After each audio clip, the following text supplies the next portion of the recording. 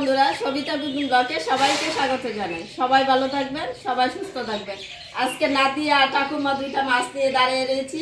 আজকে কিভাবে রান্নাটা করব ফার্স্টটা থেকে লাস্ট পর্যন্ত ভিডিওটা দেখবেন। এখন মাছটা কেটে নেব। আরও যদি আমার ঠাম্মির এই মাছের ঝোলটা যদি ভালো লাগে তাহলে লাইক আর সাবস্ক্রাইব আর শেয়ার করে দিবেন।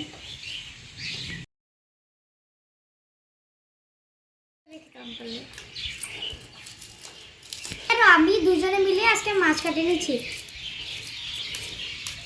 দেখুন এখন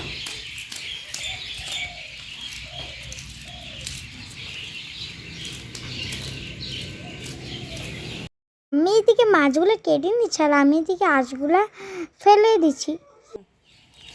আমি আমারও আঁশ চুলা হয়ে গেছে, এখন তুমি এটা কেটে নাও। হ্যাঁ ঠিক আছে, হবে। এখন তুমি হাত ধুয়ে আসো। দেখেন ভাই কি সুন্দর আঁশগুলি সরাই দিয়েছে। বড়রাও যে এরকম করে আঁশ সরাতে পারবে না, এত সুন্দর করে আঁশগুলো সরাই দিয়েছে আমার। এখন আমি মাছটা পিস পিস করে কেটে নেব।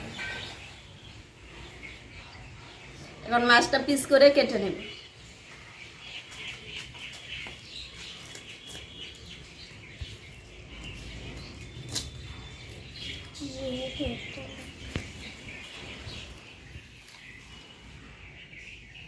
মাছটা দেখুন কি তাজা, মাছটা অনেক রক্ত বেরিয়েছে। হ্যাঁ, আজকে মাছটা আমি রান্না করবো ফুলকপি আলু দিয়ে। খেতে ভালো লাগবে না? মাছ খাই না, কিন্তু আমার মাছ পছন্দ নয়, এর লেগে তাও যদি তুমি যদি আজকে বানাবে তাহলে আমি খাবো। ঠিক আছে, হবে। তাহলে আমি যাই বাইরে। Bye bye.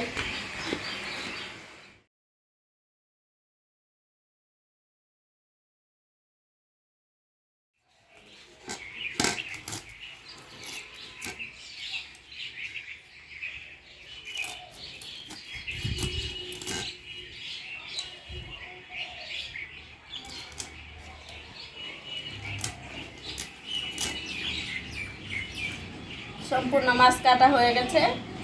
এখন মাছটা ধুয়ে নিই। আলুটা আগে আমি প্রেসারে চিটি দিয়ে নিয়েছি, এখন চুলা দিব।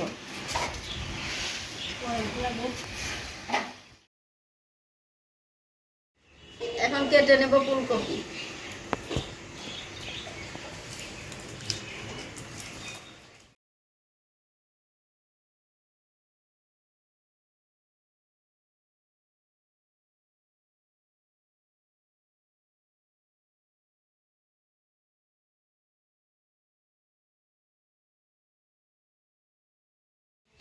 ফুলকপিটা কাটা হয়ে গেছে, এখন কপিটা সিদ্ধ করে নিই। জন্য দিয়ে দিব জল।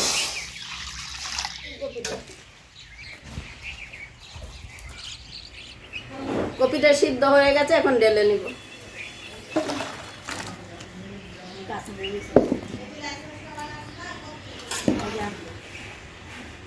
বেটে নিব জিরা।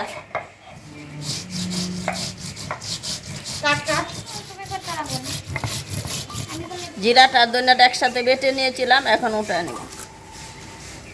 বেটে নিব কাঁচা লঙ্কা। লঙ্কাটা বাটা হয়ে গেছে, এখন উঠে নিব। মাছটা লবণ হলুদ দিয়ে মেখে নিব।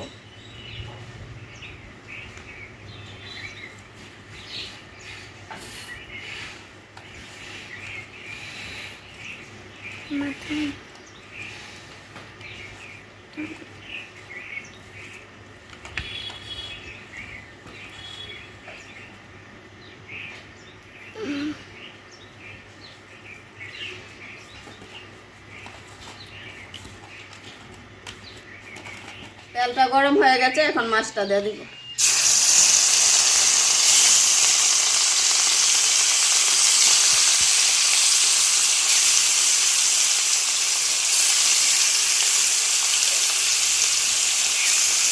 ভাজা হয়ে গেছে, এখন উঠে নিব। ভেজে নিব কালাই বড়ি।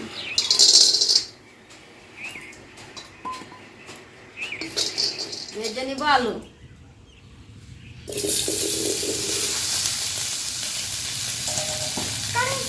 স্বাদ মতো লবণ, কালারের জন্য দিয়ে দেবো হলুদ। ভাজা হয়ে গেছে, এখন ঢেলে নিব। দিব সরষের তেল,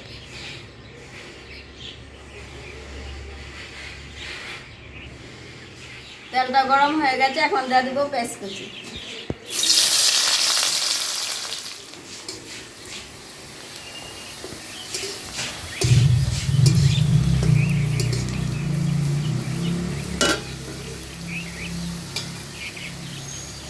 পেঁয়াজটা ভাজা হয়ে গেছে, এখন দিয়ে দিব কপিটা।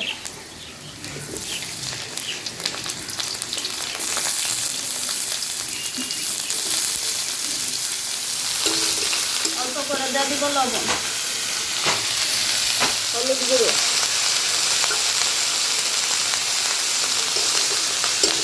বাটা, কাঁচা লঙ্কা বাটা,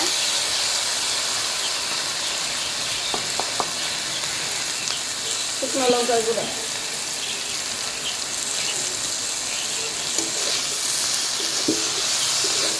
আলুটাও দিয়ে দিব।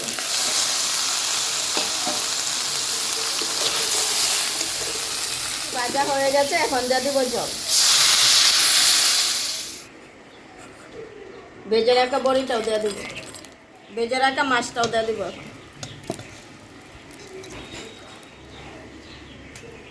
তরকারিটা হয়ে গেছে, এখন নামিয়ে নেব। রুই মাছের ঝোলটা কেমন হয়েছে যদি আপনাদের কাছে ভালো লাগে কমেন্টে জানাবেন, লাইক করবেন, শেয়ার করবেন।